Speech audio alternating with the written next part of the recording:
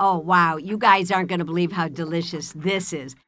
Hi, I'm Susan Feniger. Today, I'm going to be making one of my favorite dishes, Pollo Ciudad with pickled tomatoes. I think you should try this dish because honestly, even without the chicken, is one of my favorite dishes I've ever made, and that's for the last 37 years. Oh my gosh, I'm old.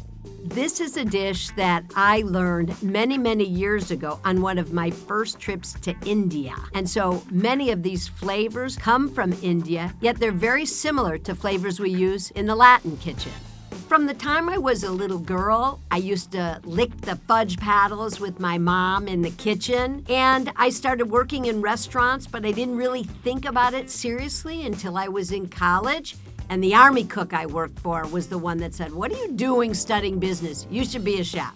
When I first started, which is way long ago, I was one of the very few women in French kitchens that I worked in. But you know what? I was a tomboy, and so I was in there with all the guys, and I had a great time. But for sure, you had to prove yourself. So I think we probably had to work harder as a woman than you did as a man in those kitchens to prove yourself. But I think that made me in some ways a better chef. One of the things I love about the restaurant business, I think for many LGBTQ youth, particularly who may have been rejected from their family, the restaurant business can often create a second family and support system. That's wonderful. I've been out for so many years as a lesbian in the restaurant business, and I think there's so many people who are LGBTQ in the restaurant business and always has been. And so for me, this place was always very safe and warm for me to be out and open. But for me, I was always comfortable being who I was in the kitchen environment.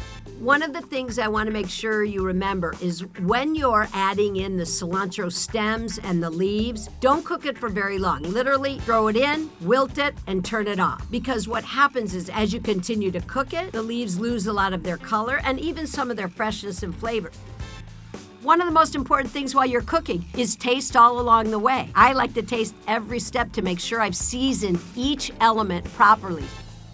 So you'll see that I'm adding part of the heavy cream into the sauce initially because sometimes my chilies will be spicier than other times. Sometimes the cilantro will have more flavor than other times. So if I added too much heavy cream, the sauce is too mellowed out. You can always add more, but what you can't do is take it out and you'd have to sort of start from scratch again. So add a little bit and then add more later once you taste it.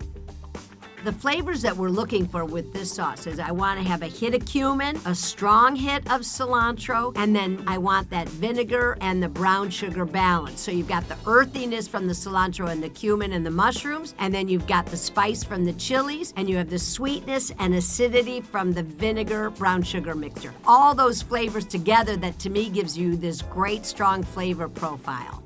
I'd have to say the thing I probably love the most about being in the restaurant business is the creative aspect of it, as well as being in a position to be able to give back to charities that are so dear to me.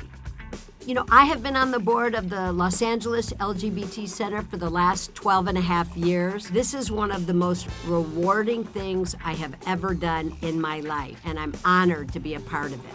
Oh, yes!